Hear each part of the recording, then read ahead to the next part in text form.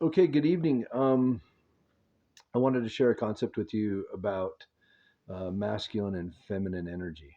Um, I was talking to a fellow Green Beret, a guy that's tougher than woodpecker lips. I mean, this dude walked 20 miles with a collapsed lung, and like, no lie, man. And so I was talking to him about his feminine side, and you could see the wall go up. So I instantly switched tactics, and I said to him, I said, "Yo, dude, who's would you agree that John Jones is one of the greatest UFC fighters out there?" And he said, "Yeah." I said, "Do you think I could whoop his ass?" And he said, "Yeah, no, not on your best day or his worst day." And then I said, "What if I tied one arm and one leg behind his back? Do you think I could whoop his ass then?"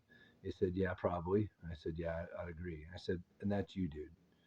Like when we as men ignore our feminine side, we're operating with one leg and one hand behind our back. So what is the those elements? Let's go over them really quickly. So on your masculine, and every human being, every single human being is made up of four equal elements: two masculine, two feminine. The two masculine are your physical abilities and your mental or rational mind. The two feminine elements are your spirituality and your emotional mind. So that's, men tend to be more rational in thinking, linear, and women tend to be more feeling in their way of perceiving and interpreting the world. So when I put it to him that way, it totally made sense.